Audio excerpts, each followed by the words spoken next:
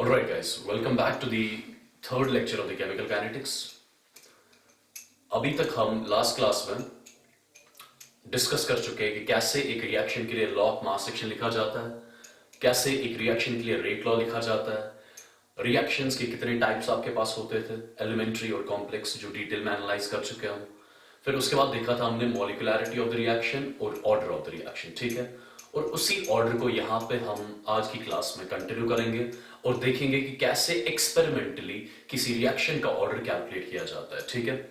But वो सब पढ़ने से पहले कुछ और इंपॉर्टेंट छोटी छोटी चीजें आप यहाँ पे डिस्कस करूंगा मैं, जो आपको पता होनी चाहिए, ठीक है। तो I will be starting the lecture with the heading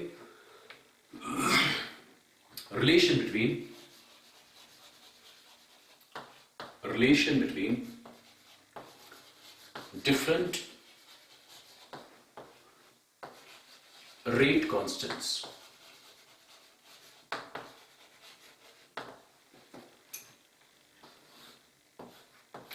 Relation between different rate constants. देखिए आप इस सब का मतलब क्या है। सबसे पहले अगर मैं यहां पे एक बैलेंस केमिकल इक्वेशन लूं, let's say I've got the balanced chemical equation as N1A plus N2B, it gives N3C plus N4D, ठीक है। Let's say ये मेरे पास एक बैलेंस केमिकल इक्वेशन है और इस बैलेंस केमिकल इक्वेशन का rate constant for example K के बराबर है, ठीक है। लेक्चर 1 में आपको बता चुका हूं मैं कैसे एक बैलेंस केमिकल इक्वेशन के लिए डिफरेंशियल रेट एक्सप्रेशन लिखा जाता है, ठीक है। सिंस मेरे पास एक बैलेंस केमिकल इक्वेशन है तो मैं इसके लिए एक डिफरेंशियल रेट इक्वेशन लिख सकता हूं। कैसे? ऑलरेडी आपको याद होगा, I write rate of the reaction should be equal, I be starting with A, ठीक है। तो यहां पे माइनस साइन लगाया जाएगा, -1 divided by N1 d of A divided bye dt, ठीक है। This should be equal -1 upon N2 d of B divided by dt, which should be equal to 1 upon N3 d of C divided by dt, which should be also equal to 1 upon N4 d of D divided by dt, ठीक है। What is this dA, dB, dC and dd, ठीक है। dA is change in the concentration of A in the time interval dt, dB change in the concentration of B in the time interval dt, and C और D का भी यही मतलब है यहाँ पे, ठीक है। तो फर्स्ट ऑफ ऑल इस इक्वेशन को, अगर आपको याद होगा, इस इक्वेशन को बोलते थे हम differential rate equation, right. We used to call this equation as the differential rate expression, ठीक है। फर्स्ट ऑफ ऑल अगर आपको इस रिएक्शन की रेट कैलकुलेट करनी होगी, आप with respect to A calculate कर सकते हो, with respect to B calculate कर सकते हो, with respect to C calculate कर सकते हो, या with respect to D calculate कर सकते हो, ठीक है। ये एक तरीका होता है एक रिएक्शन की रेट कैलकुलेट करने का। दूसरा तरीका जो लास्ट क्लास में हम डिस्कस कर चुके हैं, हम एक रिएक्शन की रेट कैलकुलेट करते हैं यूजिंग रेट लॉ, ठीक है। सिंस ये आपके पास एक रिएक्शन है जिसका रेट कांस्टेंट किसके बराबर है, K के बराबर, तो इस रिएक्शन के लिए मैं यहां पे रेट लॉ लिख सकता हूं। आई can right the rate expression, ठीक है। R will be equal, as per rate law is concerned, R will be equal to K times concentration of A raised power X लिखना होगा, ठीक है। सिंस मैं रेट लॉ लिख रहा हूं, ठीक है, multiplied by concentration of B raised power Y, alright, ठीक है। ये मैंने यहां पे क्या लिख लिया, ये मैंने रेट का एक्सप्रेशन लिख लिया using what, using which law, using rate law, ठीक है। अगर आप ध्यान से देखें, चाहे आप रेट की वैल्यू यहां से कैलकुलेट करो, इनमें से कोई भी टर्म उठाओ वहां से कैलकुलेट करो, या इस इक्वेशन से कैलकुलेट करो, रेट की सेम वैल्यू आनी है। तो इस इक्वेशन को यूज करके भी आपके पास रेट की वैल्यू आ रही है, इस इक्वेशन को यूज करके भी आपके पास रेट की वैल्यू आ रही है, ठीक है। तो सिंपली क्या करूंगा मैं इस इक्वेशन को इसके साथ इक्वेट करूंगा, ऊपर वाली इक्वेशन के साथ इक्वेट करूंगा। देखिए आप, अगर मैं इस ऊपर वाले इक्वेशन से ये वाली टर्म उठाऊं, ये वाली टर्म, ठीक है, ये जो टर्म है ये सॉल्व करके, ये वाली टर्म सॉल्व करके मेरे पास क्या आ जाएगी, रेट ऑफ द रिएक्शन। ठीक है, ये वाली इक्वेशन सॉल्व करके मेरे पास फिर से क्या आ जाएगी, रेट ऑफ इक्वेशन। तो rate of equation, rate of reaction की वैल्यू जो यहां से आएगी वही यहां से भी आएगी, तो दोनों को सिंपली हम इक्वेट कर सकते हैं। ठीक है, और जब दोनों को इक्वेट करेंगे तो हमारे पास एक नया एक्सप्रेशन आ जाएगा, और एक्सप्रेशन क्या होगा, आई होप आपने यहां तक नोट डाउन कर लिया होगा।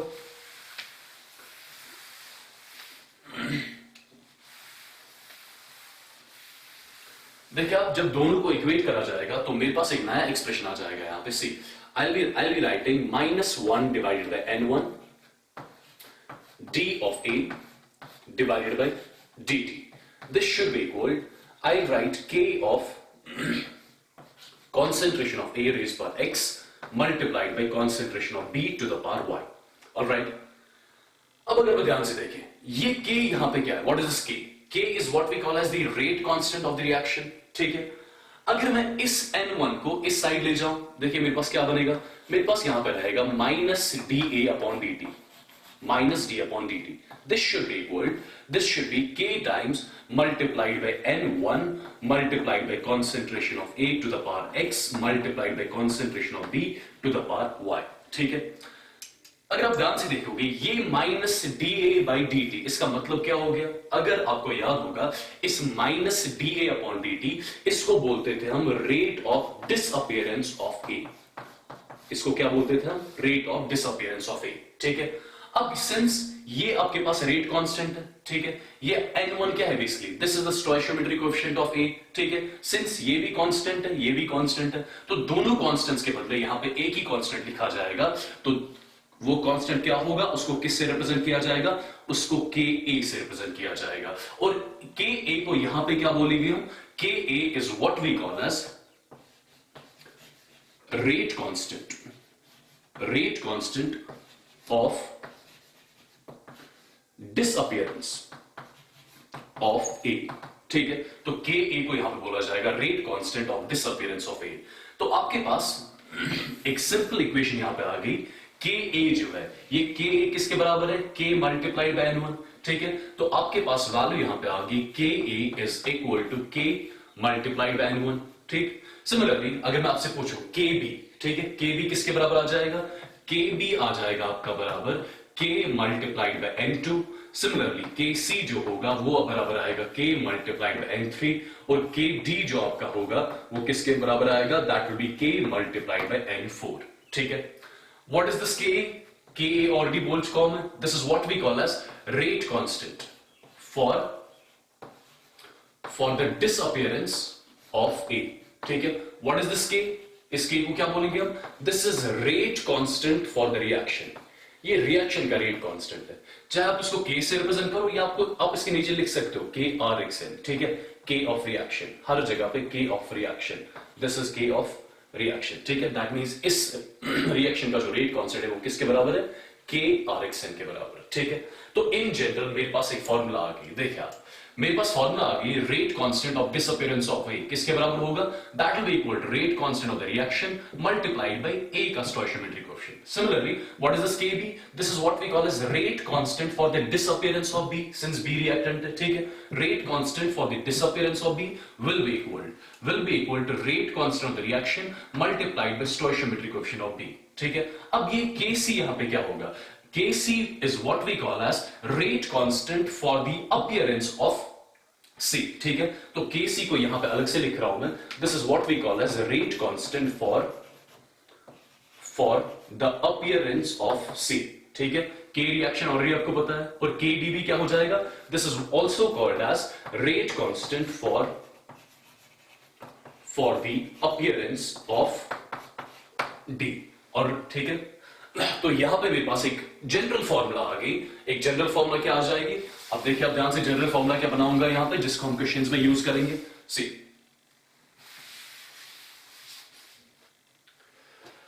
देखिए आप, मेरे पास एक फॉर्मूला आ गई, I write K of reactant और प्रोडक्ट।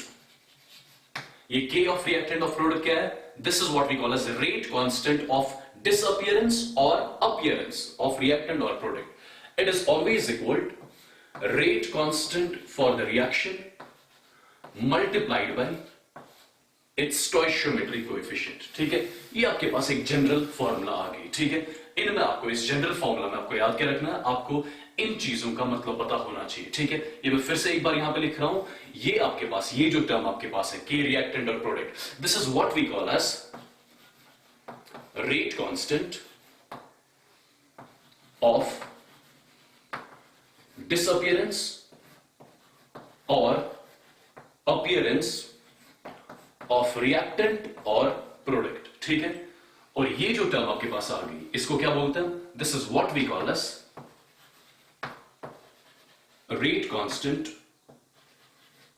ऑफ द रिएक्शन का रेट कांस्टेंट। ठीक है, ये एक बहुत ही इंपॉर्टेंट चीज है, आपको लग रहा होगा सिंपल है, बहुत ही काम की चीज है जो हमें क्वेश्चंस में काम में आएगी। ठीक है, this is the relation between the different rate constants. Alright,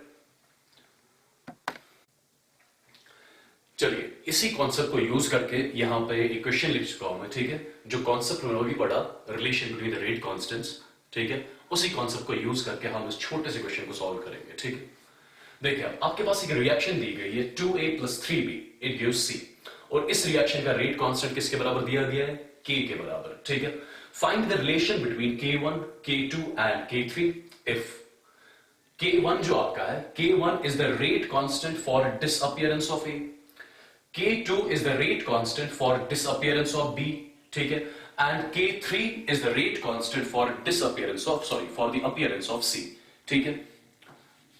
अब इस क्वेश्चन को सॉल्व कैसे किया जाएगा वो हमें देखना है।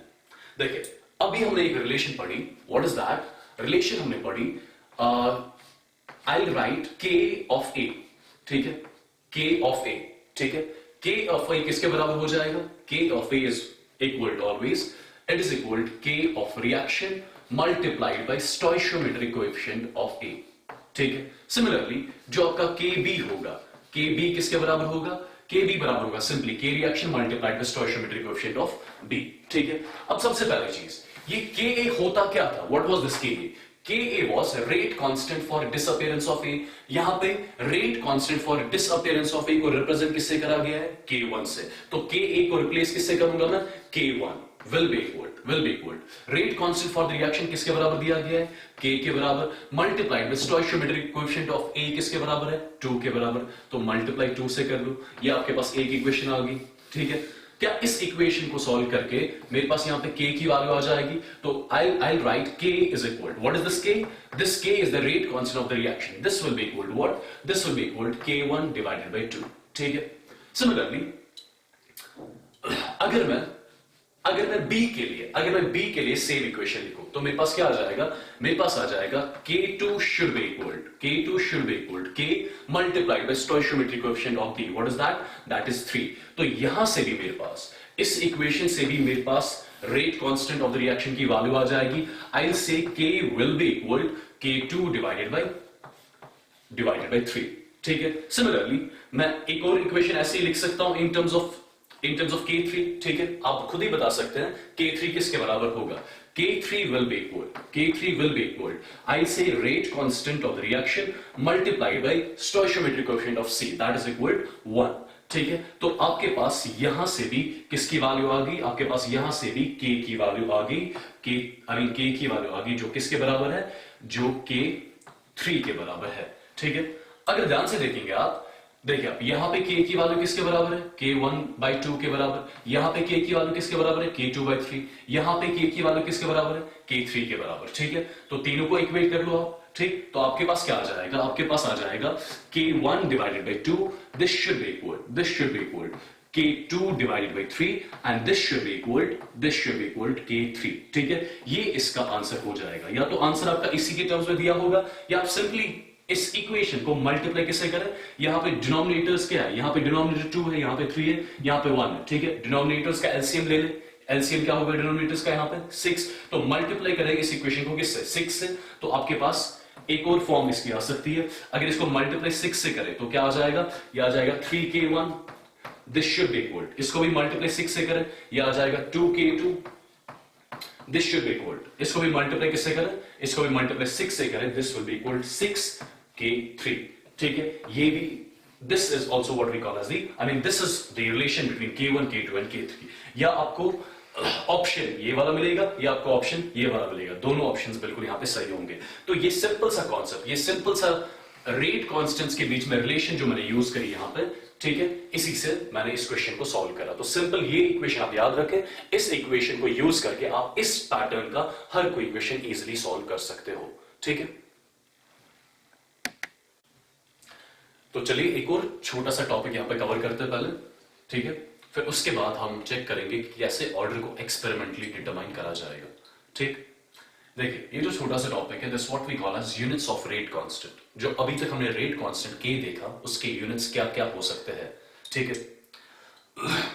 देखिए फर्स्ट ऑफ ऑल, अगर आपके पास एक रिएक्शन होगी, एक जनरल रिएक्शन ले रहा हूं, let's say the reaction as A gives B, ठीक है, ये आपके पास एक रिएक्शन है, आपको कोई आइडिया नहीं है whether the reaction is elementary or complex, ठीक है। इस रिएक्शन का रेट कांस्टेंट फॉर एग्जांपल किसके बराबर है, लेट्स से इस रिएक्शन का रेट कांस्टेंट K के बराबर है। अब ये रिएक्शन या तो ये जीरो ऑर्डर रिएक्शन हो सकती है, या फर्स्ट ऑर्डर हो सकती है, सेकंड ऑर्डर हो सकती है, ठीक है। मैं अज्यूम कर रहा हूं the reaction is nth order reaction, nth order reaction, ठीक है। nth ऑर्डर का मतलब क्या हो गया, इस रिएक्शन का जो ऑर्डर है वो किसके बराबर है, वो n के बराबर है, ठीक है। n की वैल्यू 0 हो सकती है, 1 हो सकती है, 2 हो सकती है, फ्रैक्शनल हो सकती है, राइट। अब देखिए आप, first of all as per your rate law is concerned, rate of reaction is directly proportional to the product of active masses of reactants raised par I mean some coefficients, all right, as per rate law, ठीक है। अब first of all यहां पे मैं rate law लिख सकता हूं R is equal to K times क्या लिखूंगा मैं, I write concentration of A, since reaction आपके पास रिएक्टेंट एक ही है यहां पे, ठीक है, इसका पावर क्या होगा यहां पे, मैं अज्यूम कर चुका हूं रिएक्शन का ऑर्डर किसके बराबर है, n के बराबर, तो यहां पे A का पावर किसके बराबर आ जाएगा, n के बराबर आ जाएगा, ठीक है। अब सिमिलरली अगर आप ध्यान से देखोगे, अगर आपके पास ये रिएक्शन जिसमें ये जो रिएजेंट्स इन्वॉल्व हो रहे हैं, जिसमें A रिएक्टेंट है, B आपका प्रोडक्ट है, ठीक है, अगर ये गैसियस फेज में होंगे तो इनके एक्टिव मासेस को किससे रिप्लेस किया जाएगा, कॉन्सेंट्रेशन प्रेशर से रिप्लेस किया जाएगा, ठीक है। यहां पर मैंने लिखा rate is directly proportional to concentration, ठीक है। अब अगर यही रिएक्टेंट्स और प्रोडक्ट्स आपके गैसियस फेज में होंगे तो मुझे क्या लिखना होगा, rate is directly proportional to pressure of reactant raised power something, alright, raised power मतलब ऑर्डर, ठीक। तो यहां पे लिखा जाएगा R is equal to K times I write pressure of reactant which is A raised par the order कितना है इसका, raised par n, ठीक है। अगर आप ध्यान से देखोगे ये n तो एक इस रिएक्शन का ओवरऑल ऑर्डर है, ठीक है, and also this n is the order of the reaction with respect to A, ठीक है। This n is the order of the reaction with respect to A as well as the overall order of the reaction, क्यों, because आपके पास reactant यहां पे एक ही involve है, ठीक है। अब अगर मैं इस इक्वेशन से K को एलिमिनेट करूं तो K किसके बराबर आ जाएगा, R divided by concentration of A to the power n, ठीक है। अगर मैं यहां पे R को एलिमिनेट K को एलिमिनेट करूं तो K किसके बराबर आ जाएगा, K will be equal to R divided by pressure of A, partial pressure of A raise power n, alright. अगर आपको याद होगा मैंने आपको बताया था रेट के आपके पास कितने यूनिट्स होते हैं, रेट के 2 यूनिट्स होते हैं, कौन कौन से, मोल्स पर लीटर पर सेकेंड, या इसी को लिखते हो आप moles litre inverse second inverse, या इसका एक और यूनिट होता है इन टर्म्स ऑफ प्रेशर जो पहले लेक्चर में डिस्कस किया हुआ हमने, that's what we call as ATM second inverse, ठीक है। ये हमारे रेट के 2 यूनिट्स होते हैं, ठीक है। अब फर्स्ट ऑफ ऑल यहां पे रेट का कौन सा यूनिट लिया जाएगा, सिंस मैं कॉन्सेंट्रेशन टर्म यहां पे यूज कर रहा हूं तो रेट के यूनिट्स यहां पे क्या होंगे, मोल्स पर लीटर पर सेकेंड, तो यहां पे ये बराबर होगा आई will right moles litre inverse second inverse divided by, नीचे वाली टर्म कौन सी है, नीचे वाली टर्म आपकी कॉन्सेंट्रेशन टर्म है बेसिकली, और कॉन्सेंट्रेशन के यूनिट्स क्या होते हैं, आई विल से moles per litre, moles litre inverse raised power क्या होगा, रेज्ड पावर ये n होगा यहां पे, ठीक है, रेज्ड पावर यहां पे ये n होगा, ठीक। अगर मैं इसको फर्दर थोड़ा सॉल्व करूं, देखिए यहां पे K की वैल्यू किसके बराबर आ जाएगी, K की वैल्यू बराबर आ जाएगी सी, ये मोल्स पर लीटर, ये moles per litre raised power n, तो क्या मैं दोनों के बदले लिख सकता हूं moles litre inverse raised power 1 minus n raised power 1 minus n, और ये आपका हो जाएगा सेकेंड इनवर्स, ठीक है। ये आपके पास जनरल यूनिट्स आ गए रेट कांस्टेंट के, ठीक है। सिमिलरली मैं रेट कांस्टेंट की और यूनिट्स बता सकता हूं आपको इन टर्म्स ऑफ प्रेशर। कैसे? सी, यहां पे फर्स्ट ऑफ ऑल यहां पे मैं रेट ऑफ रिएक्शन जो लिख रहा हूं, मैं इन टर्म्स ऑफ प्रेशर लिख रहा हूं, तो यहां पे रेट की यूनिट्स कौन से लिए जाएंगे? यहां पे लूंगा मैं एटीएम सेकंड इनवर्स, ठीक है, डिवाइडेड बाय नीचे वाली टर्म कौन सी है? प्रेशर। प्रेशर की यूनिट्स किस में लिए जाएंगे? यहां पे एटीएम में लिए जाएंगे, ठीक है। तो यहां पे के एक और यूनिट आ गया आपके पास, सिंस दिस इज यहां पे ATM, sorry this is ATM raise पर क्या हो जाएगा? रेज पर एन हो जाएगा। This is ATM, this is ATM raise पर एन, तो क्या आ जाएगा? I be writing ATM raise पर 1 माइनस एन, और यहां से साथ में क्या आ जाएगा? सेकंड इनवर्स साथ में आ जाएगा। ये रेट के जनरल यूनिट्स हो जाएंगे in terms of pressure. Alright, अब देखिए आप इन रेट के यूनिट्स को कैसे यूज किया जाएगा। सबसे पहली चीज, अगर आपके पास जीरो ऑर्डर रिएक्शन होगी, लेट्स से आपके पास कोई रिएक्शन है which is zero order. Zero order reaction का मतलब क्या हो गया? रिएक्शन का जो ऑर्डर है, मतलब एन की वैल्यू जो है वो किसके बराबर है? वो जीरो के बराबर है। ये एन है क्या? इसलिए this order of the reaction जो x प्लस वाई होता था, ठीक है, सिंस आपके पास रिएक्शन में यहां पे एक ही रिएक्टेंट अवेलेबल है, इसलिए यहां पे एक ही टर्म आ गई आपके पास, ठीक है। यहां पे x प्लस वाई नहीं आ गई, यहां पे इन जनरल मैंने रिप्रेजेंट करा है n से, ठीक है। तो जीरो ऑर्डर रिएक्शन के लिए सबसे पहले n की वैल्यू किसके बराबर? जीरो के बराबर, ठीक है। तो रेट कांस्टेंट के यूनिट्स क्या हो जाएंगे? रेट कांस्टेंट के units in terms of, I mean for a zero order reaction, मैं इन टर्म्स ऑफ या तो कंसंट्रेशन देख सकता हूं या इन टर्म्स ऑफ प्रेशर देख सकता हूं। तो रेट कांस्टेंट के यूनिट्स आपके पास आ जाएंगे जीरो ऑर्डर रिएक्शन के लिए किसके बराबर? Either k will be equal, ठीक है। n की वैल्यू यहां पे जीरो रख लो आप, तो k के यूनिट्स यहां पे हो जाएंगे मोल्स पर लीटर पर सेकेंड, या इसका दूसरा unit in terms of pressure क्या होगा? n की वैल्यू फिर से यहां पे जीरो रखो, तो इसका वैल्यू आ जाएगा ATM second inverse, ATM second inverse. ये कौन सी वाली रिएक्शन के यूनिट्स हो गए? ये आपके पास जीरो ऑर्डर रिएक्शन के रेट कांस्टेंट के यूनिट्स हो गए, ठीक है। सिमिलरली अगर आपके पास रिएक्शन फर्स्ट ऑर्डर होगी, let's say you have got the first order reaction. First order reaction का मतलब क्या हो गया? ऑर्डर की वैल्यू जो है, ऑर्डर किससे रिप्रेजेंट यहां पे कर रहे हैं हम? n से। n की वैल्यू किसके बराबर? 1 के बराबर, ठीक है। अगर आपके पास एक फर्स्ट ऑर्डर रिएक्शन होगी, फर्स्ट ऑर्डर रिएक्शन के लिए रेट कांस्टेंट के यूनिट्स क्या होंगे? देखिए आप, फर्स्ट ऑर्डर है तो n की वैल्यू किसके बराबर है? 1। n की वैल्यू आप 1 के बराबर कर लो, ये 1 माइनस 1 जीरो हो जाएगा, ये पूरी टर्म जीरो हो जाएगी, तो k के यूनिट्स आपके पास यहां पे आ जाएंगे simply k will be equal to second inverse, ठीक है। या अगर आप ये वाला भी देखोगे, n की वैल्यू यहां पे 1 रखो, ये वाली टर्म 1 माइनस 1 जीरो हो जाएगा, anything raise power 0 is equal to 1, तो k की टर्म यहां से भी किसके बराबर आ जाएगी? सेकंड इनवर्स के बराबर आ जाएगी। सिमिलरली अगर आपके पास फर्स्ट ऑर्डर नहीं सेकंड ऑर्डर रिएक्शन है, सेकंड ऑर्डर रिएक्शन में रेट कांस्टेंट के यूनिट्स क्या होंगे?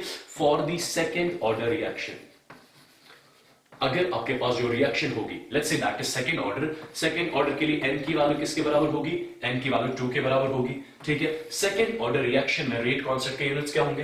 देखिए आप, n की वैल्यू यहां पे 2 रखे, आप n की वैल्यू 2 रखिए, 1 माइनस 2 कितना हो गया? -1, ठीक है। तो यहां पे इसका रेसिप्रोकल हो जाएगा, ये लीटर पर मोल बन जाएगा, ठीक है। तो k के यूनिट्स यहां पर आपके पास आ जाएंगे, k के यूनिट्स होंगे litre mole inverse second inverse, या तो ये यूनिट हो जाएगा इसका, या इसका दूसरा यूनिट हम इन टर्म्स ऑफ एटीएम देख सकते हैं। n की वैल्यू यहां पे 2 रख ले आप, 1 माइनस 2 किसके बराबर हो गया? -1, तो ये आ जाएगा एटीएम इनवर्स सेकेंड इनवर्स, ठीक है। तो इसका एक और यूनिट आपके पास आ गया, that is ATM inverse second inverse, ठीक। तो ये आपके पास बेसिकली क्या आ गए?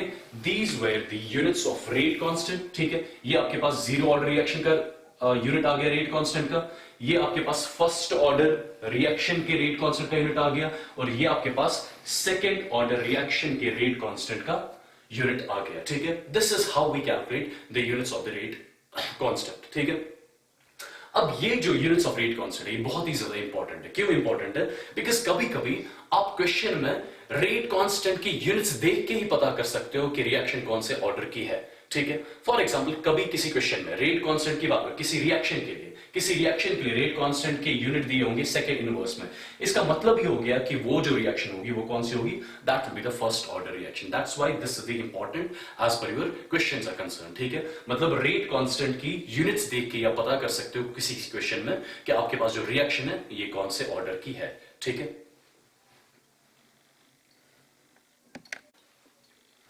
तो चलिए अब देखते हैं, ये जो हम बेसिकली ऑर्डर पढ़ रहे हैं, इस ऑर्डर का एक्चुअल सिग्निफिकेंस क्या है, ठीक है। What is the significance of this order? देखिए आप, इस ऑर्डर की सिग्निफिकेंस क्या है। बहुत ही इंपॉर्टेंट टर्म है, पूरी केमिकल काइनेटिक्स में हमें इसी ऑर्डर के साथ बेसिकली डील करना है, ठीक है। देखिए, अगर मेरे पास एक रिएक्शन है, let's say I have got a reaction as A plus 2B gives 3C, ये मेरे पास एक जनरल रिएक्शन है, ठीक है, और इस रिएक्शन का rate constant for example K के बराबर है, और मैं अज्यूम कर रहा हूं ये जो रिएक्शन आपके पास है, let's say this is elementary reaction. Elementary reaction already discuss कर चुके हैं, मतलब ये रिएक्शन जो होगी ये एक ही स्टेप में कंप्लीट हो रही होगी, ठीक है। अब फर्स्ट ऑफ ऑल अगर मुझे इस रिएक्शन के लिए रेट लॉ लिखना होगा तो इजीली बता सकते हो आप, R की वैल्यू किसके बराबर होगी, R will be equal K times, since reaction कौन सी है, एलिमेंट्री रिएक्शन, एलिमेंट्री रिएक्शंस के लिए लॉ ऑफ मास सेक्शन से भी वही वैल्यू आती है, रेट लॉ से भी वही वैल्यू आती है, तो I can say rate of the reaction will be equal, ठीक है, मतलब सिंपली मैं इस रिएक्शन के लिए रेट लॉ लिख रहा हूं, R will be equal K times concentration of A, ठीक है, रेज पावर इट्स स्टोइचियोमेट्रिक कोएफिशिएंट, और मैं अज्यूम करके चल रहा हूं ये जो रिएक्शन है ये बैलेंस केमिकल इक्वेशन है, ठीक है। So R will be equal to K times concentration of A to the power 1 multiplied by concentration of B to the power 2, ठीक है। ये मैंने सीधे पावर्स यहाँ पर स्टोइचियोमेट्रिक कोएफिशिएंट्स क्यों लिए, बिकॉज मैं यहाँ पे अज्यूम करके चल रहा हूँ जो रिएक्शन आपकी है दिस इज एलिमेंट्री रिएक्शन, ठीक है। अब फर्स्ट ऑफ ऑल देखिए आप, ये बेसिकली आपके पास x की वैल्यू यहां पे है और ये किसकी वैल्यू है, y की वैल्यू, और ऑलरेडी हमें पता है जो भी x प्लस वाई की वैल्यू होती है, यहां पे x प्लस वाई की वैल्यू किसके बराबर आएगी, 3 के बराबर आएगी, तो इस रिएक्शन का जो ऑर्डर है ये किसके बराबर है, इस रिएक्शन का ऑर्डर 3 के बराबर है, ठीक है। अब इस ऑर्डर की सिग्निफिकेंस क्या है, this is first of all the overall order of the reaction. अगर मैं इस 1 की बात करूं, this 1 is the order of the reaction with respect to A, this 2 is the order of the reaction with respect to B, ठीक है। अब significance समझे आप, देखिए ऑर्डर से सिंपली हमें यह पता चलता है कि एक रिएक्शन की रेट कितनी चेंज होती है जब हम रिएक्टेंट्स की कॉन्सेंट्रेशन चेंज करते हैं। मतलब क्या है इस चीज का, देखिए फर्स्ट ऑफ ऑल अब अगर मैं यहां पे B की कॉन्सेंट्रेशन कांस्टेंट कर लूं, फिक्स कर लूं, ठीक है, B की कॉन्सेंट्रेशन मैंने फिक्स कर ली और A की कॉन्सेंट्रेशन में चेंज करूंगा, फॉर एग्जांपल मैं A की कॉन्सेंट्रेशन डबल कर रहा हूं, अब ध्यान से देखिए यहां पे पावर किसके बराबर है, 1 के बराबर।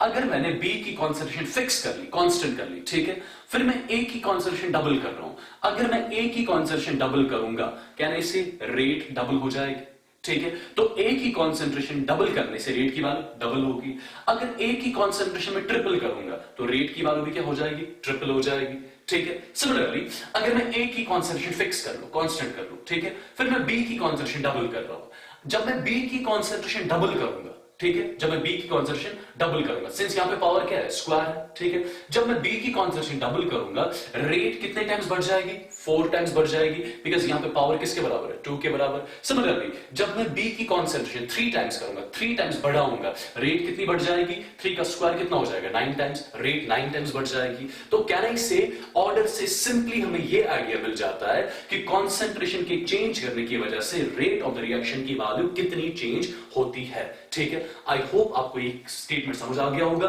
ठीक है, या इसी को यहां पे मैं स्टेटमेंट के फॉर्म में लिख सकता हूं जिससे आपको ये याद रहेगा, बहुत ही इंपॉर्टेंट चीज है।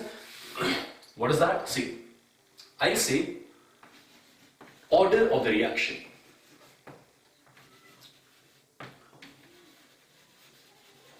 order of the reaction gives the idea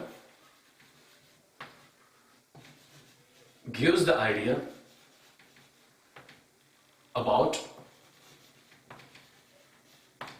gives the order about how much the rate of reaction chains, how much the rate of the reaction chains on changing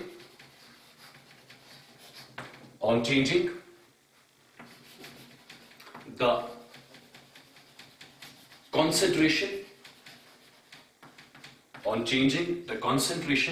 of reactants, ठीक है। तो order से हमें simply इतना पता चलता है कि रिएक्टेंट्स की कॉन्सेंट्रेशन चेंज करने से रेट ऑफ द रिएक्शन की वैल्यू कितनी चेंज हो जाती है, ठीक है। This is the physical significance of order of the reaction, ठीक है। अब इसी को थोड़ा मॉडिफाई कर सकते हैं। अगर आपके पास एक रिएक्शन होगी जिसमें रिएजेंट्स गैशियस फेज में होंगे, ठीक है। तो मुझे रेट कांस्टेंट रेट लॉ कैसे लिखना होगा? I write R is equal to K times pressure of reactant raise power order, ठीक है। तो अगर मेरे पास एक गैशियस फेज रिएक्शन होगी, ठीक है, गैशियस फेज रिएक्शन में ऑर्डर की सिग्निफिकेंस क्या है? गैशियस फेज रिएक्शन में हम बता सकते हैं कि रिएक्टेंस की कॉन्सेंट्रेशन अभी तक चेंज कर रहा था मैं, सिंस अब मेरे पास रिएक्शन जो है वो गैशियस फेज में हो रही है, ठीक है, रिएक्टेंस और प्रोडक्ट्स गैशियस फेज में है। तो रिएक्टेंस का प्रेशर चेंज करने से रिएक्शन की रेट कितनी चेंज होती है, ठीक है, ये हमें कौन आइडिया देगा? ये हमें ऑर्डर आइडिया देता है अबाउट द रिएक्शन, ठीक है। मतलब क्या है इस चीज का? लेट्स से मेरे पास एक रिएक्शन है, for example I have got reaction is A gas, it give I can say twice A gas plus B gas, it gives for example C gas, ठीक है। इसका rate constant let's assume K के बराबर है। अगर मुझे इसके लिए रेट लॉ लिखना होगा और मैं अज्यूम कर रहा हूं ये रिएक्शन जो है, ये कौन सी रिएक्शन है? ये एलिमेंट्री रिएक्शन है। तो इसका रेट लॉ कैसे लिखा जाएगा? K times, I'll say since this is in gaseous state, I'll use the term pressure. I'll say pressure of A raised power किसके बराबर? 2, क्यों? Because reaction elementary है, multiplied by pressure of B raised power 1, ठीक है। अब first of all इस reaction का order फिर से किसके बराबर आ गया? 2 + 1 कितना हो गया? 3 के बराबर। तो रिएक्शन का जो ऑर्डर आ गया वो 3 के बराबर आएगा, ठीक है। तो गैशियस रिएक्शन में ऑर्डर से हमें क्या चीजें पता चल सकती है, ठीक है। ऑर्डर से सिंपली हमें ये चीजें पता चल सकती है कि pressure of the reactant change करने से रिएक्शन की रेट की वैल्यू कितनी चेंज होती है। मतलब अगर मैं B का प्रेशर फिक्स रखूं और A का प्रेशर डबल कर दूं, A का प्रेशर अगर मैं ट्वाइस कर रहा हूं, डबल कर रहा हूं, तो 2 2 ज़र कितना हो गया? 4, तो रेट की वैल्यू 4 टाइम्स बढ़ जाएगी, ठीक है। मतलब जब भी आपके पास एक गैशियस फेज रिएक्शन होगी, गैशियस फेज रिएक्शन में रिएक्टेंट्स का प्रेशर चेंज करने से रिएक्शन की रेट की वैल्यू कितनी चेंज होती है, वो हमें कहां से आइडिया मिलता है? वो हमें simply order of the reaction से आइडिया मिलता है। This was all about the significance of the order, मतलब ऑर्डर हम बेसिकली पढ़ क्यों रहे हैं, ठीक है। अब इस ऑर्डर के रिलेटेड जो छोटे छोटे क्वेश्चंस, बेसिक क्वेश्चंस हमारे पास यहां पे बनते हैं, पहले हम वो क्लियर करेंगे, उसके बाद हम अपने नए टॉपिक पे जाएंगे, that's what we call as experimental determination of the order of the reaction. Alright, चलिए तो सबसे पहले वाले क्वेश्चन की यहां पे बात करते हैं, जो बिल्कुल बेसिक क्वेश्चन है, ठीक है, आप इजीली सॉल्व कर सकते हो, ठीक। For a chemical reaction A gives B, जिसका रेट कांस्टेंट K के बराबर दिया गया है, it is found that the rate doubles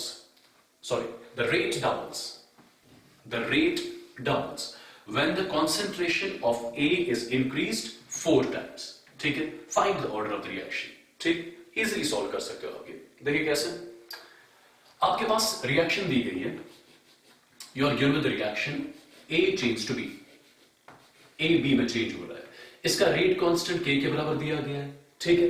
अब फर्स्ट ऑफ ऑल अगर मैं अज्यूम करूं इस रिएक्शन का ऑर्डर n के बराबर है, किसके बराबर? n के बराबर। Let's say this is the nth order reaction, nth order reaction, ठीक है। मतलब इस रिएक्शन का जो ऑर्डर है वो किसके बराबर है? वो n के बराबर है, ठीक है। मुझे बेसिकली इसी n की वैल्यू कैलकुलेट करनी है, I am supposed to calculate the value of n, ठीक।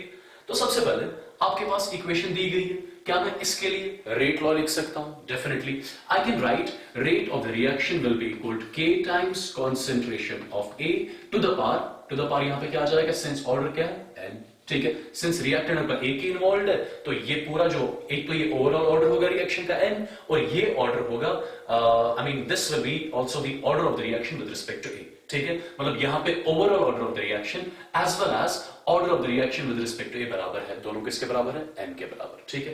Let's call this is equation number 1, ठीक है। अब क्वेश्चन में क्या दिया गया है? It was found that the rate doubles when the concentration of A is increased 4 times, ठीक है। रेट की वैल्यू डबल हो रही है, मतलब पहले कितनी थी? R, अब कितनी हो जाएगी? अब हो जाएगी 2R।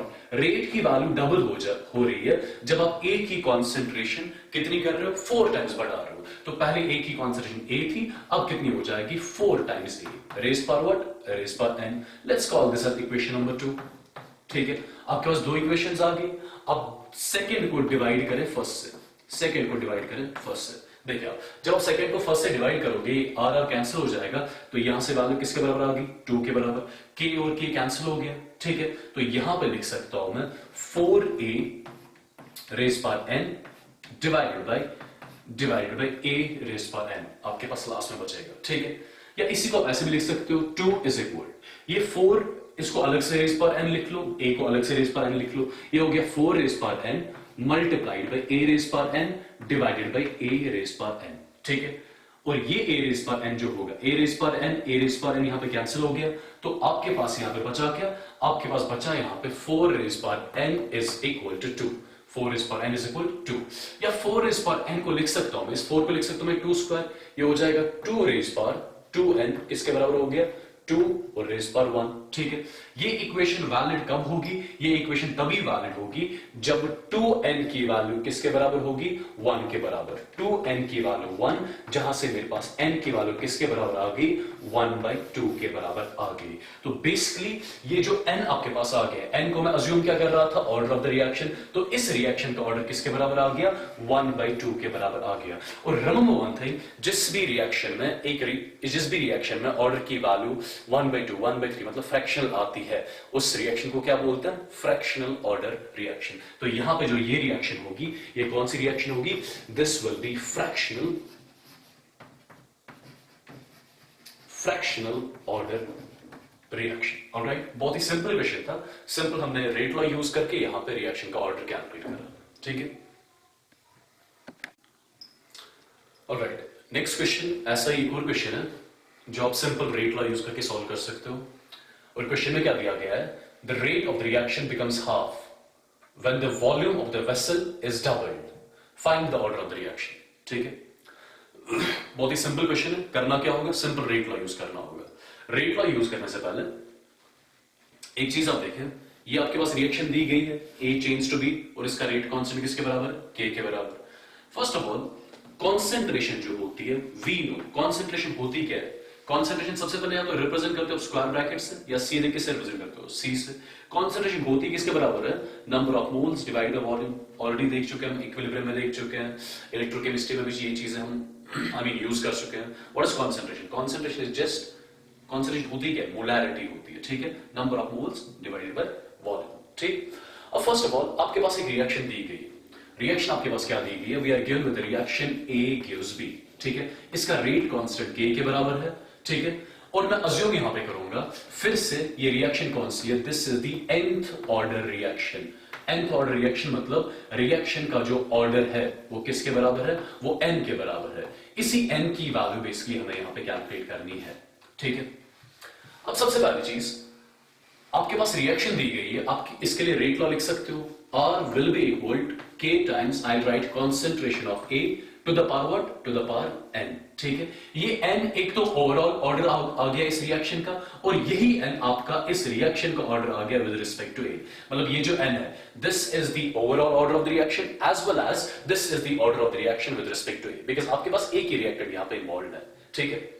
अब सबसे पहले इसको मैं फर्दर मॉडिफाई कर सकता हूं, कैसे, से ये जो टर्म है this is concentration, basically concentration of A, तो यहां पे क्या लिख सकता हूं मैं, I can write R should be equal to K times concentration of A के बदले लिख सकता हूं मैं number of moles of A divided by volume, ठीक है, raise power what, raise power n, alright. ये n क्या है यहां पे, this the order of reaction, these are the number of moles of A, this is the total volume of the vessel, alright.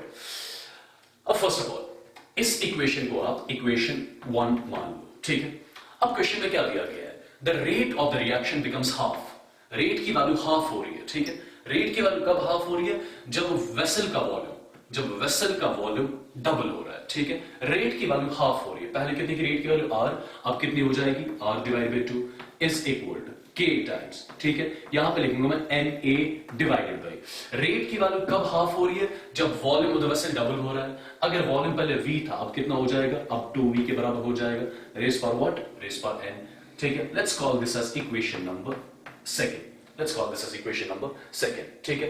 अब simply क्या करूंगा मैं, अगर मैं फर्स्ट को डिवाइड करूंगा सेकंड से, equation first divided by second, देखते हैं क्या वैल्यू आ जाएगी।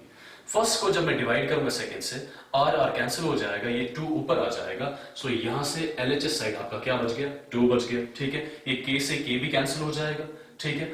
और आपके पास बचा क्या, आपके पास आ जाएगा NA divided by V raise power what, raise power n multiplied by multiplied by 2b divided by na raised power what? Raised power n. Alright, देखिए आप ये वालों बराबर आ गई 2 इज इक्वल, ठीक है, ये आ गया na divided by v raise power n, ठीक है, यहां पे 2 को बाहर निकालना है, 2 को बाहर निकालना है तो बचा क्या आपके पास, ये आ गया v divided by na raise power n multiplied by 2 to the power n, ठीक है। देखिए आप ये वाली टर्म और ये वाली टर्म कैंसिल आउट होगी तो बचा क्या आपके पास नेट इक्वेशन आ गई 2 रेज पावर n किसके बराबर आ गया, 2 के बराबर आ गया, ठीक है। ये इक्वेशन कब वैलिड होगी, 2 रेज पावर n कब 2 के बराबर होगा, यानी सिंपली से जब n की वैल्यू यहां पे 1 के बराबर होगी, तो n की वैल्यू मेरे पास किसके बराबर आ गई, 1 के बराबर आ गई। और n मैंने यहां पे अज्यूम क्या करा था, order of the reaction, that means इस रिएक्शन का जो ऑर्डर है वो किसके बराबर आ गया, वो 1 के बराबर आ गया। और आई कैन सिंपली से this is the first order reaction. Alright, alright, next question भी आपको यहां पर दिया गया है, ठीक है। आपके पास एक रिएक्शन दी गई है H2 plus Br2 it gives twice HBr, ठीक है, और आपको इसका रेट लॉ दिया गया है K1 H2 concentration raised power 1 Br2 concentration raised power 1 by 2 divided by Br2 concentration plus K2 multiplied by HBr concentration। आपसे पूछा गया है calculate the order of the reaction, ठीक है। अब यहां पे आपको ज्यादा दिमाग नहीं लगाना है, यहां आप सीधे लिखोगे, जब भी आपको रेट लॉ का एक्सप्रेशन इस फॉर्म में लिखा हुआ मिलेगा, आप सीधे लिखोगे order can not be calculated, ठीक है। इस रिएक्शन का जो ऑर्डर है वो हम कैलकुलेट नहीं कर सकते हैं, कब, जब हमें कोई कंडीशन यहां पे क्वेश्चन में स्पेसिफाई नहीं की होगी, ठीक है। अगर आपको सिंपली रिएक्शन दी गई है, इसका रेट लॉ ऐसे दिया गया, इसका रेट एक्सप्रेशन ऐसा कुछ दिया गया, ठीक है, और कोई कंडीशन स्पेसिफाई नहीं की गई है, आप सीधे बोलोगे यहां पे order can not be calculated unless some conditions are specified, ठीक है। अब यहां पे हम इस रिएक्शन का ऑर्डर कैलकुलेट कर सकते हैं बट कुछ कंडीशंस यूज करके, ठीक है। देखिए आप डिनोमिनेटर चेक करें, यहां पे डिनोमिनेटर क्या क्या है, यहां पे कॉन्सेंट्रेशन ऑफ Br2, यहां पे कॉन्सेंट्रेशन ऑफ HBr, ठीक है। अगर मैं यहां पे कुछ कंडीशंस खुद ही लगाऊं यहां पे, ठीक है, अगर मैं कुछ कंडीशंस स्पेसिफाई करूं, सबसे पहली वाली कंडीशन जो स्पेसिफाई कर रहा हूं मैं, आई विल अज्यूम कि Br2 की कॉन्सेंट्रेशन बहुत ही ज्यादा है, आई विल अज्यूम कि concentration of Br2 is very very high, ठीक है, Br2 की कॉन्सेंट्रेशन बहुत ज्यादा है, ठीक, ये कंडीशन में स्पेसिफाई यहां पे कर रहा हूं। If the concentration of Br2 is very very high, ठीक है, उस टाइम पे हम ऑर्डर कैलकुलेट कर सकते हैं, मतलब मैंने एक कंडीशन स्पेसिफाई करी और इस कंडीशन को स्पेसिफाई करके यहां पर मैं ऑर्डर अब कैलकुलेट कर सकता हूं, ठीक है। कैसे, देखिए आप Br2 की कॉन्सेंट्रेशन बहुत ज्यादा रखी है आपने, ठीक है, अगर आपने Br2 की कॉन्सेंट्रेशन बहुत ज्यादा रखी है, क्या मैं उस टाइम पे इस वाली टर्म को नेग्लेक्ट कर सकता हूं, डेफिनेटली, ठीक है। तो मेरे पास यहां पे रेट लॉ क्या बन जाएगा इस कंडीशन पे, I will say R will be equal to K1 multiplied by concentration of H2 multiplied by concentration of Br2 raised power what, raised power 1 by 2 divided by, नीचे क्या आ जाएगा, सिंस ये टर्म बहुत ज्यादा है इसको मैंने नेग्लेक्ट कर लिया इन कंपैरिजन टू दिस, तो ये आपके पास आ जाएगा कॉन्सेंट्रेशन ऑफ सिर्फ Br2, ठीक है। तो यहां से रेट की वैल्यू आपके पास आ गई K1 multiplied by concentration of H2 raised power 1, ठीक है। अब ये आ गया आपके पास कॉन्सेंट्रेशन ऑफ Br2, ये आ गया, ये 1 by 2 है, ये 1 है, 1 by 2 ये ऊपर आ जाएगा, हो गया -1, या आप सीधे लिख लो, this is 1 by 2, this is concentration of Br2 raise पर -1, ठीक है। तो आपके पास रेट की वैल्यू यहां पे आ गई K1 multiplied by concentration of H2 raise पर 1, बेस द सेम, तो यहां पे आ जाएगा कॉन्सेंट्रेशन ऑफ Br2 रेज पर -1 डिवाइडेड बाय 2, ठीक है। तो आपके पास यहां पे रेट लॉ का एक्चुअल फॉर्म आ गया, ठीक, under which conditions when the concentration of Br2 is very very high, ठीक है। अब देखिए आप यहां पे होगा क्या, सी सिंस आपके पास रेट लॉ आ गया, ठीक है, ये 1 जो है ये किसकी वैल्यू है, बेसिकली x की वैल्यू, ये -1 by 2 जो है ये किसकी वैल्यू है, ये y की वैल्यू है। तो यहां पे x प्लस y की वैल्यू जो आई वो किसके बराबर आ गई, x की वैल्यू 1 के बराबर प्लस y की वैल्यू किसके बराबर, -1 by 2 के बराबर। तो overall order of the reaction जो आ गया वो किसके बराबर आ गया, 1 by 2 के बराबर आ गया। तो ये जो रिएक्शन आपके पास होगी जिसका रेट कांस्टेंट ये होगा, इसका ऑर्डर फ्रैक्शनल होगा under specific specified condition, condition कौन सी स्पेसिफाई कर लिया हमने, concentration of Br2 is very very high, ठीक है। अगर आप एक चीज और ध्यान से देखोगे, ये जो 1 है यहाँ पे, ये x की वैल्यू है, दैट मींस यहाँ पे this 1 is the order of the reaction with respect to H2, ठीक है। और ये जो -1/2 है, this is the order of reaction with respect to Br2। Already मैं आपको बोल चुका हूं कि overall order of the reaction जो होगा ये कभी नेगेटिव नहीं होगा, but order with respect to any of the reactants negative हो सकता है। ये एक कंडीशन मैंने स्पेसिफाई करके यहां पे ऑर्डर की वैल्यू कैलकुलेट करी, ठीक है। अब दूसरी कंडीशन भी स्पेसिफाई कर सकता हूं मैं। दूसरी कंडीशन क्या हो सकती है, आई विल टेल यू। यहां पे दूसरी कंडीशन क्या हो सकती है, सी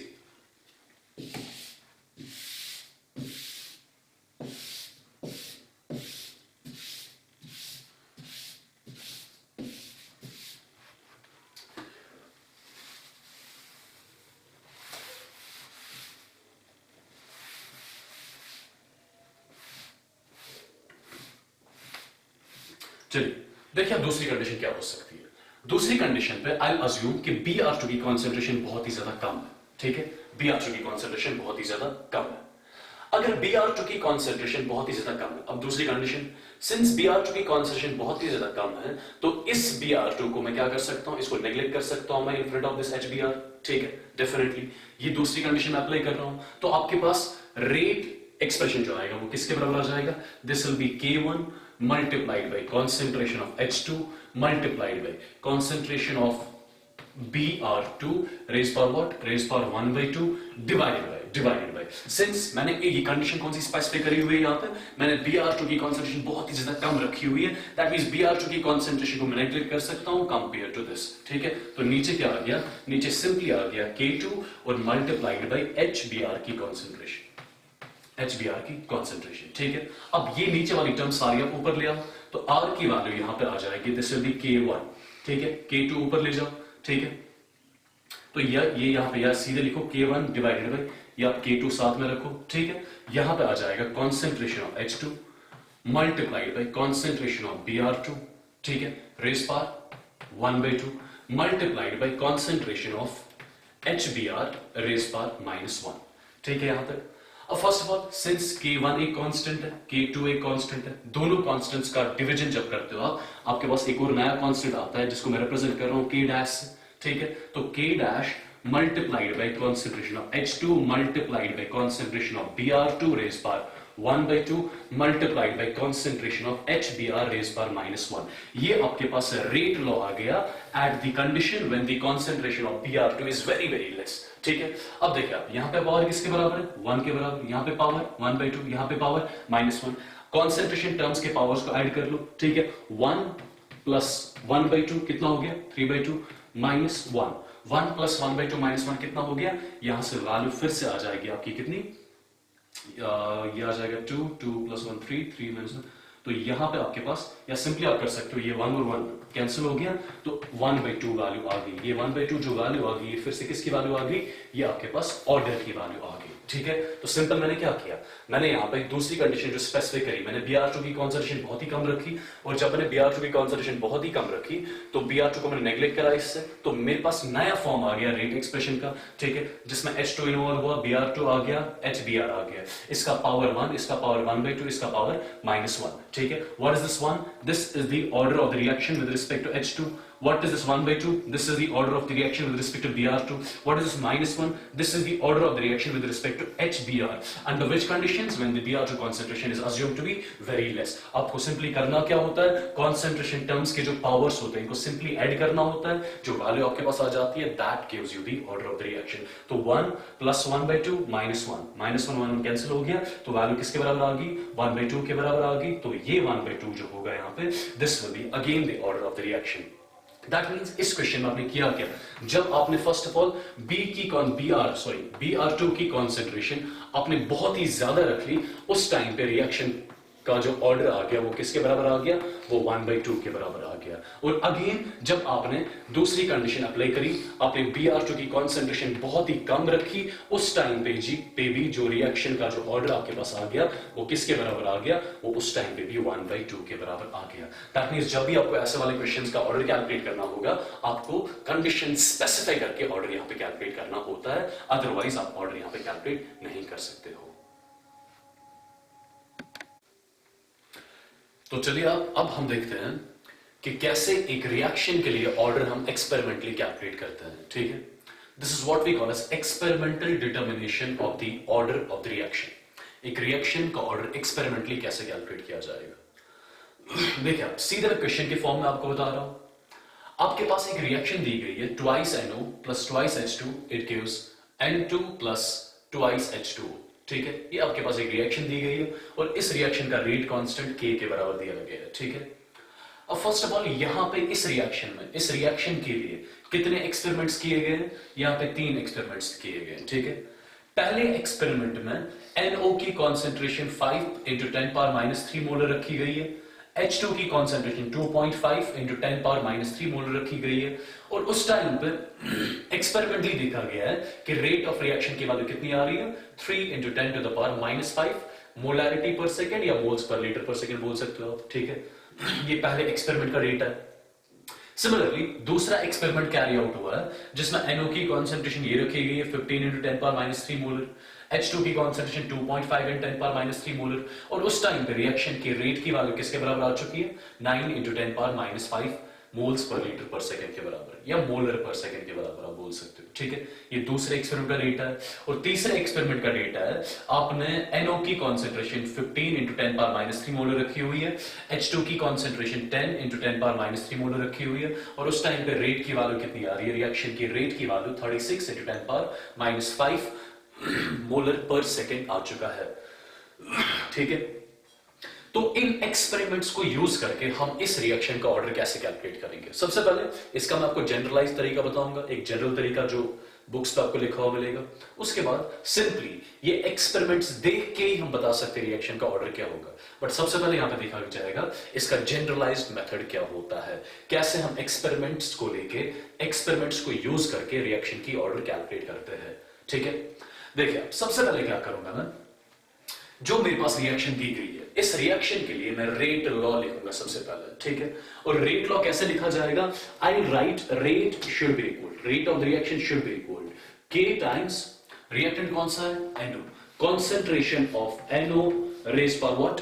raise power x multiplied by concentration of H2 raise power y। ठीक है, सिंस आपको इस रिएक्शन में कहीं पे नहीं लिखा हुआ है कि ये एलिमेंट्री है, ठीक है, दैट्स व्हाई मैंने x और y यहां पे यूज करे।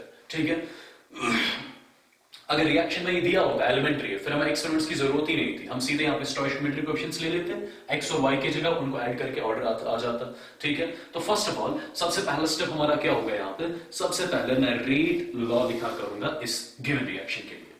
अब इसके बाद देखिए, अगर मैं एक्सपेरिमेंट नंबर 1 देखूं, जब ये आपके पास NO की कॉन्सेंट्रेशन है, ये आपके पास H2 की कॉन्सेंट्रेशन है, ये आपके पास उस टाइम पे रेट ऑफ द रिएक्शन है। ठीक है, तो इस इक्वेशन में आप एक्सपेरिमेंट 1 के वैल्यूज को सब्स्टिट्यूट करें।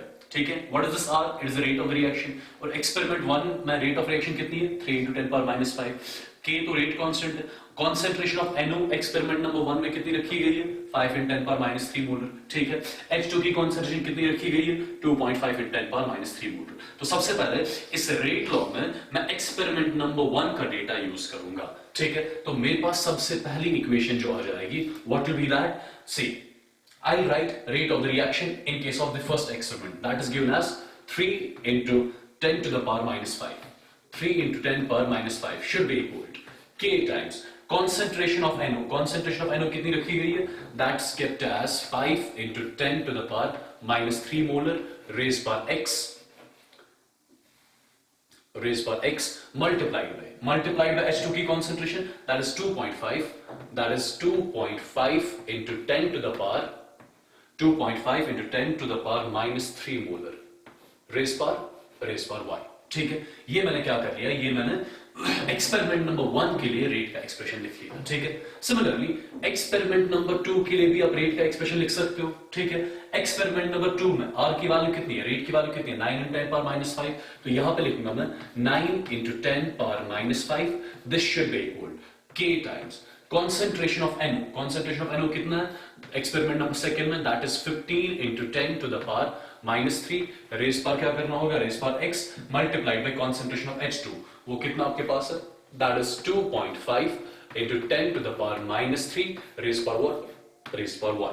ठीक है, तो तो ये आपने एक्सपेरिमेंट नंबर सेकंड के लिए भी रेट लॉ लिख लिया, एक्सपेरिमेंट नंबर थर्ड के लिए आप रेट लॉ लिखेंगे। देखिए आप आर की वैल्यू एक्सपेरिमेंट नंबर थर्ड के लिए किसके बराबर दी गई है, 36 इंटू 10 पावर माइनस 5।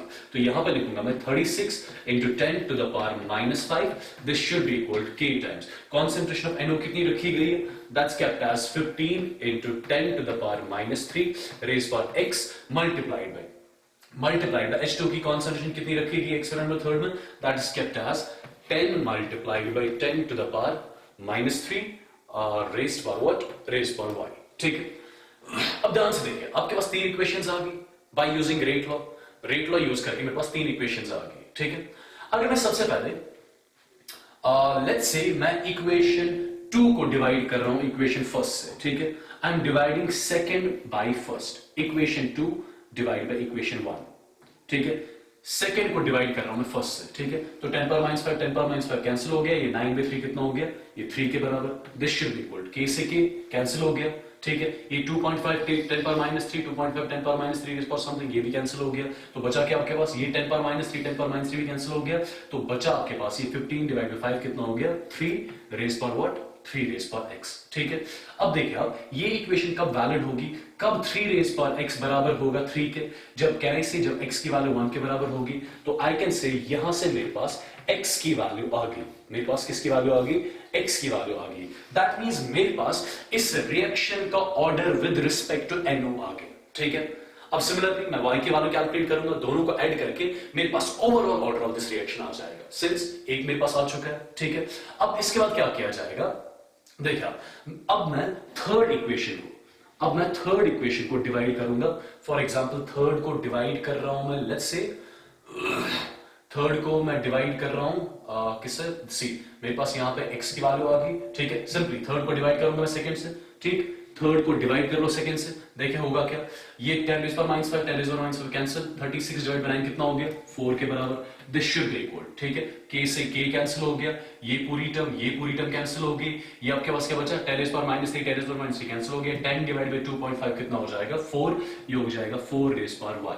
ठीक है, जब आप 3 को डिवाइड करो सेकंड से, आपके पास इक्वेशन नेट जो बचेगी that is 4 is equal to 4 raise power y।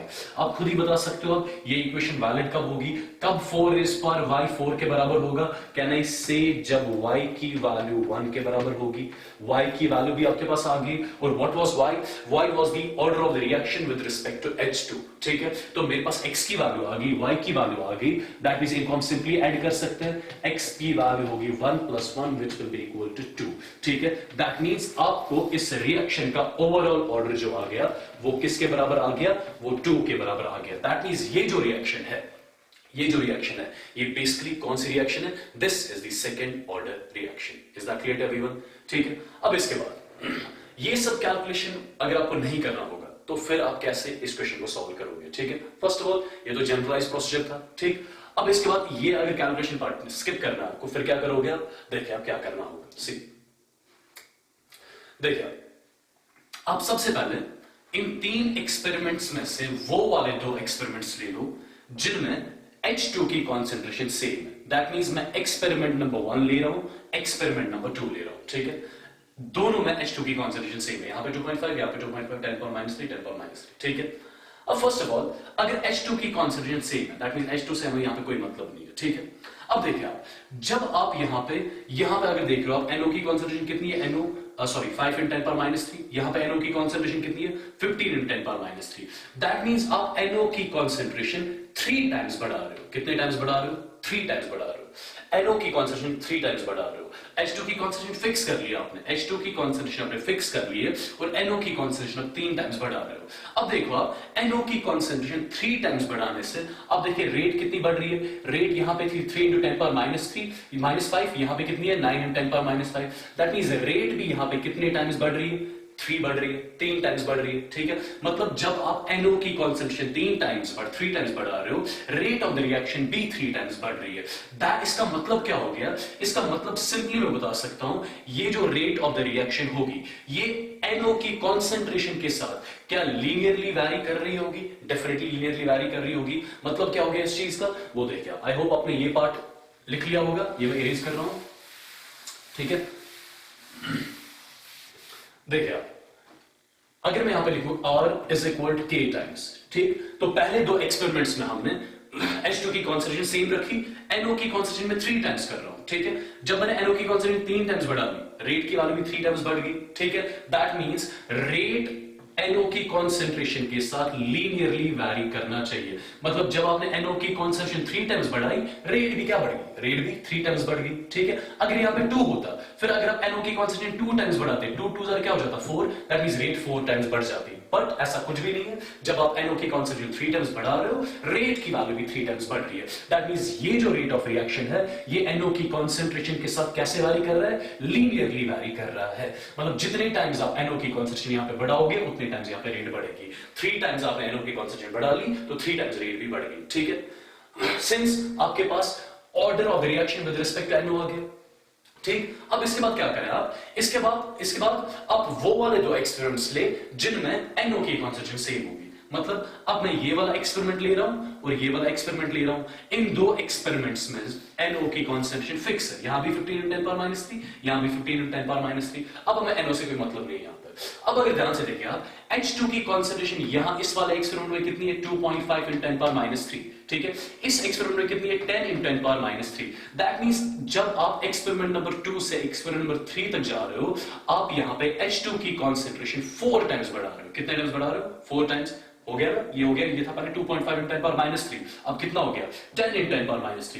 That means आप H2 की कॉन्सेंट्रेशन 4 टाइम्स बढ़ा रहे हो। और जब आप H2 की कॉन्सेंट्रेशन 4 टाइम्स बढ़ा रहे हो, जरा देखिए आप रेट की वैल्यू भी शायद 4 टाइम्स बढ़ रही है, 9 4 36, ठीक है। डेफिनेटली जब आप H2 की कॉन्सेंट्रेशन 4 टाइम्स बढ़ा रहे हो, यहां पे रेट ऑफ रिएक्शन की वैल्यू भी 4 टाइम्स बढ़ रही है। तो कहने से rate of the reaction H2 के साथ लीनियरली फिर से डिपेंडेंट है, ठीक है। तो I will write concentration of H2 raise पर व्हाट, रेज पर 1। मतलब NO की कॉन्सेंट्रेशन आपने सेकंड और एक थर्ड एक्सपेरिमेंट में फिक्स कर ली और H2 की कॉन्सेंट्रेशन 4 टाइम्स बढ़ रही है, H2 की कॉन्सेंट्रेशन 4 टाइम्स बढ़ रही है, that means rate of the reaction भी क्या हो रही है, 4 टाइम्स बढ़ रही है। तो यहां पे पावर क्या होना चाहिए, 1 होना चाहिए। अगर यहां पे पावर 2 होता, फिर अगर आप ये 4 टाइम्स बढ़ाते, 4 4 क्या हो जाता, 16, तो यहां पे रेट 16 टाइम्स बढ़ जाती है अगर यहां पे 2 होता। सिंस जितनी यहां पे H2 की कॉन्सेंट्रेशन बढ़ रही है, जिस हिसाब से H2 की कॉन्सेंट्रेशन बढ़ रही है, उसी हिसाब से यहां पे रेट ऑफ द रिएक्शन भी बढ़ रही है। H2 की कॉन्सेंट्रेशन आप 4 टाइम्स बढ़ा रहे हो, रेट ऑफ द रिएक्शन भी 4 टाइम्स बढ़ रहा है। That means rate of the reaction NO के कोरेस्पॉन्डिंग और H2 के कोरेस्पॉन्डिंग, दोनों के कोरेस्पॉन्डिंग लीनियरली वैरी कर रहा है। तो आई कैन से मेरे पास NO का पावर आ गया, मेरे पास H2 का पावर आ गया, 1 + 1 किसके बराबर हो गया, 2 के बराबर हो गया। और ऑलरेडी हम देख चुके हैं इस रिएक्शन का जो ऑर्डर था किसके बराबर था, 2 के बराबर ही था, ठीक है। चाहे अब आप कैलकुलेशन प्रोसेस करो या सीधे एक्सपेरिमेंट से देखो, दोनों तरीकों से आपके पास ऑर्डर की वैल्यू किसी रिएक्शन के लिए आ सकती है। इसी पे एक और क्वेश्चन करते हैं, उससे आपको थोड़ा और यहां पे क्लियर हो जाएगा, ठीक है। चलिए आप एक और क्वेश्चन मैं यहां पे लिख चुका हूं। सेम टाइप ऑफ क्वेश्चन है, आपके पास एक रिएक्शन दी गई है जिसका रेट कांस्टेंट K के बराबर है, ठीक है। और ये कुछ एक्सपेरिमेंटल डेटा दिया गया है और हमें इस रिएक्शन का ऑर्डर कैलकुलेट करना है। सबसे पहले हम जनरलाइज्ड मेथड यूज करेंगे, उसके बाद जो मेथड मैंने आपको सिखाया दूसरा, वो भी यहां पे इसके लिए अप्लाई करेंगे। और जनरलाइज्ड मेथड में सबसे पहले क्या किया जाता है, हम यहां पे इस रिएक्शन के लिए रेट लॉ लिखेंगे, ठीक है। और इस रिएक्शन का जो रेट लॉ होगा वो किसके बराबर होगा, R will be equal K times concentration of NO raised by X multiplied by concentration of Cl2 raised by Y, ठीक है। मैंने यहाँ पे स्टोइशियोमेट्रिक कोएफिशिएंट्स क्यों नहीं लिखे, बिकॉज मुझे कोई आइडिया नहीं है यहाँ पे रिएक्शन एलिमेंट्री है कि कॉम्प्लेक्स है, ठीक है। और अगर रिएक्शन एलिमेंट्री होती, फिर यहाँ पे सीधे मुझे स्टोइशियोमेट्रिक कोएफिशिएंट्स कोई पावर्स लेने होते, तो यहाँ पे आपके पास सीधे ऑर्डर आ जाता without using the experimental data, ठीक है। अब सबसे पहली चीज, सिंस मुझे रिएक्शन का ऑर्डर कैलकुलेट करना है, तो मुझे x की वैल्यू चाहिए, y की वैल्यू चाहिए, ठीक है। अब सबसे पहले हमने रेट लॉ का एक्सप्रेशन लिख लिया। इसके बाद क्या किया जाता है, एक्सपेरिमेंट नंबर 1 का डेटा इस रेट लॉ में यूज किया जाएगा। देखिए आप, एक्सपेरिमेंट नंबर 1 में R की वैल्यू, रेट की वैल्यू किसके बराबर है, अगर मैं लिखूं एक्सपेरिमेंट नंबर 1 में, ठीक है, R की वैल्यू आपके पास बराबर है 1 × 10⁻³ 1 × 10⁻³ this should be equal K times concentration of NO, concentration of NO कितना एक्सपेरिमेंट नंबर 1 में, that is given as 0.05 raised by X multiplied by concentration of Cl2, concentration of Cl2 in the experiment number 1, that's also given as 0.05 0.05 raise power क्या करना होगा, raise power y करना होगा, तो एक equation आपके पास बन गई। ठीक है, फिर सेम रेट लॉ में मैं एक्सपेरिमेंट नंबर 2 का डेटा यूज करूंगा। एक्सपेरिमेंट नंबर 2 में रेट की वैल्यू किसके बराबर है, 3 into 10 power minus 3। So this will be 3 into 10 power minus 3 will be equal k times concentration of NO। Experiment number second में NO की कॉन्सेंट्रेशन कितनी है, that's given as 0.05 raised by x multiplied by concentration of Cl2। Concentration of Cl2 in the second experiment that's given as 0.15 raised by y। ठीक है, फिर similarly third experiment के लिए लिखा जाएगा। थर्ड एक्सपेरिमेंट के लिए रेट की वैल्यू कितनी है, 9 into 10 power minus 3। तो आई right 9 into 10 to the power minus 3, this should be equal to k times concentration of NO। concentration of NO कितना है थर्ड एक्सपेरिमेंट में, that's given as 0.15 raised by x multiplied by concentration of Cl2। concentration of Cl2 in the third experiment is 0.05 raised by y। ठीक है, तो basically आपके पास यहां पे क्या आ गया, आपके पास तीन इक्वेशंस आ गई। अब इन तीन इक्वेशंस को सॉल्व करके सिंपली मेरे पास x और y की वैल्यू आ जाएगी। सबसे पहले क्या करूंगा मैं, देखिए मैं सबसे पहले सेकेंड इक्वेशन को डिवाइड कर रहा हूं फर्स्ट से। सेकेंड इक्वेशन को डिवाइड किससे कर रहा हूं, फर्स्ट से। देखिए मेरे पास क्या आ जाएगा, सेकेंड डिवाइड बाय फर्स्ट। यहां पे वैल्यू आ जाएगी 3, यहां पे वैल्यू आ जाएगी 3 इज इक्वल k से k कैंसिल, ये टर्म कैंसिल, और यहां पे क्या बचेगा, यहां पे आपके पास आ जाएगा 3 रेज़ पावर y। ठीक है, तो फर्स्ट ऑफ ऑल ये equation 3 raise power y is equal to 3 ये कब वैलिड होगी, कैन आई से, जब y की वैल्यू 1 के बराबर होगी। ठीक है, y की वैल्यू मेरे पास आ गई, दैट मींस मेरे पास order of the reaction with respect to Cl2 आ गया।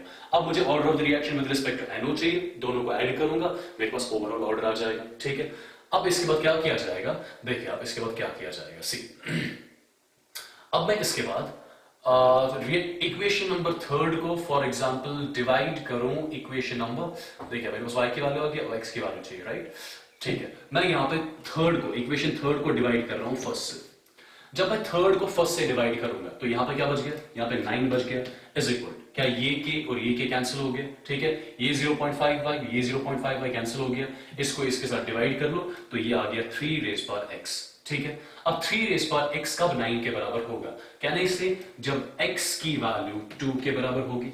ठीक है, 3 raise power x is equal 9, या इसी को हम लिख सकते हैं, इस 9 को लिख लो 3 square is equal 3 raise power x। इसका मतलब ही क्या हो गया कि x 2 के बराबर है यहाँ पे। ठीक है, तो मेरे पास x की वैल्यू यहाँ पे आ गई, मेरे पास y की वैल्यू आ गई। ठीक है, तो x प्लस y जो होगा, x प्लस y की वैल्यू किसके बराबर आ जाएगी, 2 + 1 हो गया 3।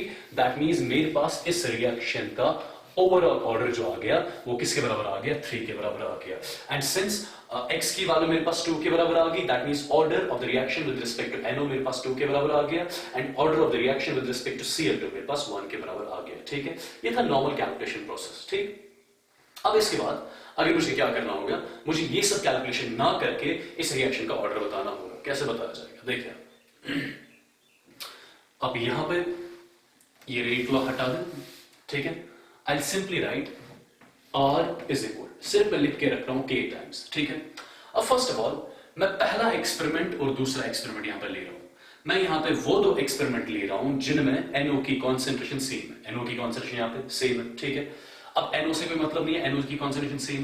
अब देखिए Cl2 की कॉन्सेंट्रेशन आप कितने टाइम्स बढ़ा रहे हो यहां पे, पहले कितनी थी 0.05, अब कितनी है 0.15। दैट मींस आपने Cl2 की कॉन्सेंट्रेशन 3 टाइम्स यहां पे बढ़ा ली। Cl2 की कॉन्सेंट्रेशन 3 टाइम्स बढ़ाने से अगर आप देखोगे क्या रेट की वैल्यू बढ़ रही है, कितने टाइम्स बढ़ रही है, ये भी 3 टाइम्स बढ़ रही है।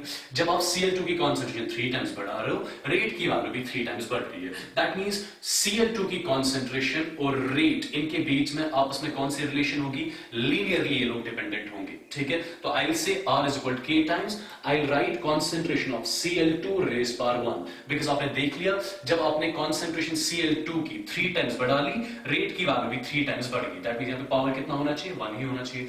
अगर पावर यहां पे 2 के बराबर होता, अगर पावर 2 के बराबर होता, फिर क्या हो जाता, जब आप कॉन्सेंट्रेशन Cl2 की 3 टाइम्स बढ़ाते तो 3 स्क्वायर हो जाता 9, रेट की वैल्यू यहां पे 9 टाइम्स बढ़ जाती। बट एक्चुअली यहां पे रेट की वैल्यू कितने टाइम्स बढ़ रही है, 3 टाइम्स ही बढ़ रही है।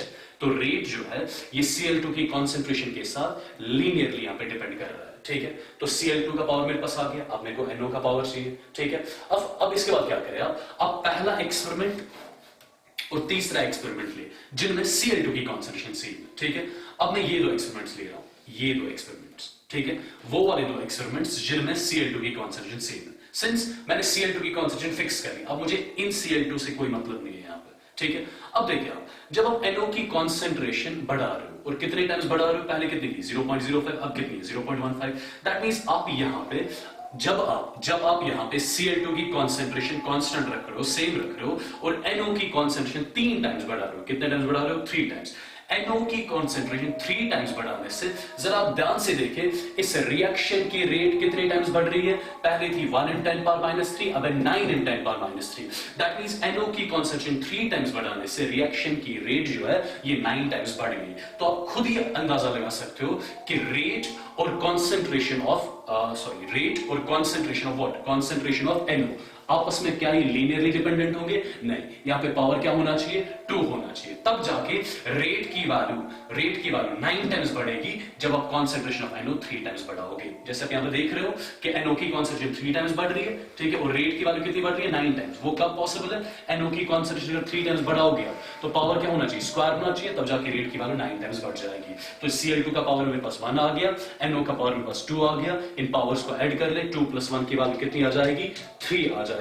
तो ओवरऑल जो ऑर्डर आ गया इस रिएक्शन का वो किसके बराबर आ गया, वो 3 के बराबर आ गया, जो हमने ये कैलकुलेशन यूज करके भी हमने कैलकुलेट करा था। This is how we calculate the order of the reaction experimentally, ठीक है। एक्सपेरिमेंटली कैसे ऑर्डर को कैलकुलेट करा जाता है, ये सिंपल सा प्रोसीजर फॉलो किया जाएगा, ठीक है। तो आज का लेक्चर हम इसी टॉपिक के साथ यहाँ पे खत्म करेंगे, ठीक है। और जो हमारा नेक्स्ट लेक्चर होगा उसमें will be talking about the types of the orders, ठीक है, मतलब रिएक्शंस के टाइप्स पढ़ेंगे हम, 0 ऑर्डर रिएक्शन पढ़ेंगे, फर्स्ट ऑर्डर रिएक्शन, फिर उनको डिटेल में एनालाइज करेंगे हम, ठीक है। Alright, let's talk with this.